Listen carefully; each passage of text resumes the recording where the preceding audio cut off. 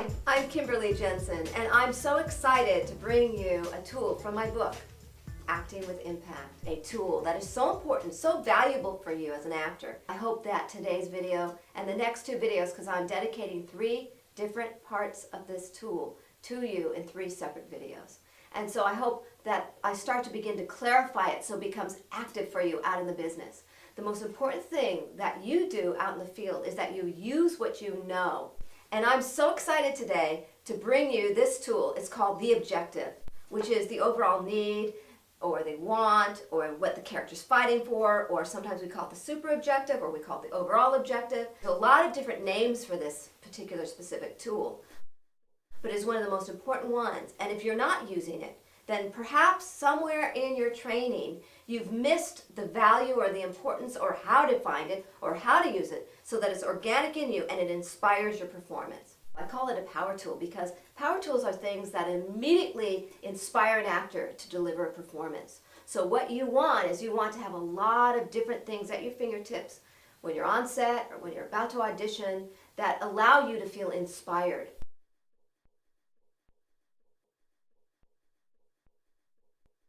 If the audience does not know what the character wants within the first 10 minutes of the film or pilot or TV show or theater piece, they lose interest because they want to get on board with somebody. They want to feel like, hey, I can root for this man or root for this woman because they want something and I can relate to what they want.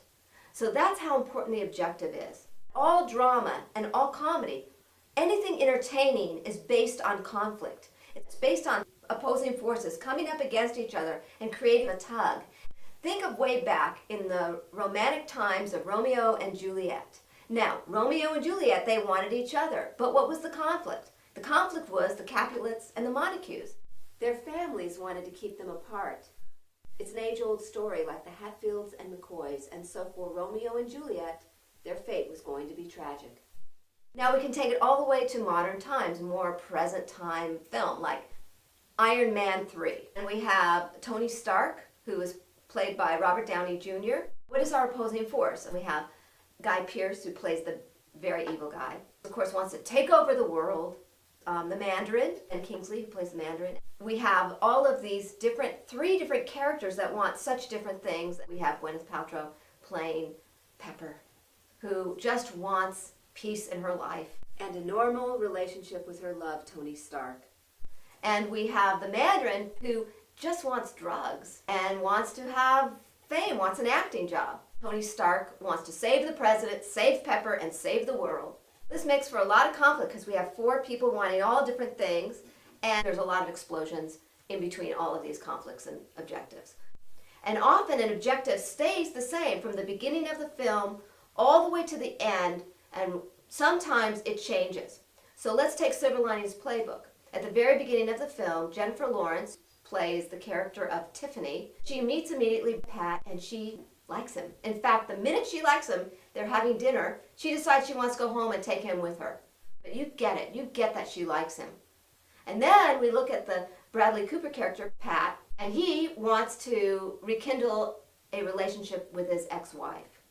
So his desire, it carries all the way through the film, while Tiffany is fighting Pat, wanting what? Playing the need to get him. But he's so distracted to get his wife back that he doesn't see the value in Tiffany until the very climax of the film. And then Pat decides that he awakens to the fact that maybe Tiffany's more right for him. And that's the film. That's the objective. So how do we find the objective? I'm going to tell you. You're reading the script. Every character in every script has a need. That's the way it is. That's how we go through life. In fact, you're watching this video right now. Your need is to study and understand the work. So you have an objective right now. And in fact, if something becomes more important, like a boyfriend or girlfriend calls, and you don't want to disappoint, you'll put me on pause and you'll pick up the phone, because that's how important and how intensely important our objectives are. Let's say your agent calls in a few minutes. I hope they do, by the way. You'll put me on pause. You'll talk to your agent, and then you'll play the rest of this video. But I want to give you a surefire way of finding your objective if it's a cold reading and it's the first time you've ever seen the script, and you don't even have the script, you only have a scene, how do you find the need? Okay, so I want you to read the scene at least twice and just get familiar with the material and just figure out the first thing, which I like to say, what's going on here? What's going on in the scene?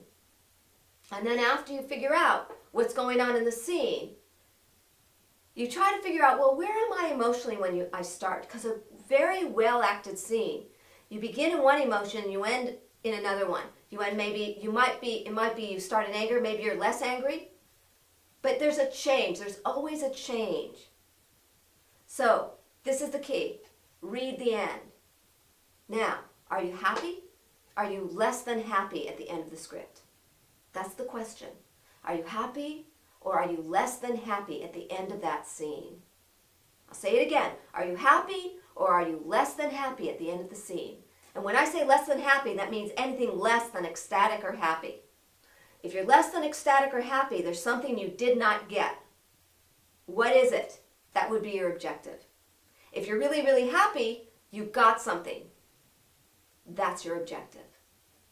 So it's the middle of somewhere towards the end of the scene, there'll be some kind of change. That's a well-written, well-structured scene. You start somewhere, you end somewhere, there's somewhere in there, in the climax, is a change. And that's when you either get or lose something. Whatever you didn't get, that's your objective. Whatever you got, that's your objective. Okay? So have a wonderful time out there looking at scripts. Feel free to comment at the end of this video, and I look forward to hearing all of your results at some point in your career. Have a wonderful time out there working on your acting. Discover more ways to check out the objective, and for a more complete lesson, check out my book, Acting with Impact: Power Tools to Ignite the Actor's Performance.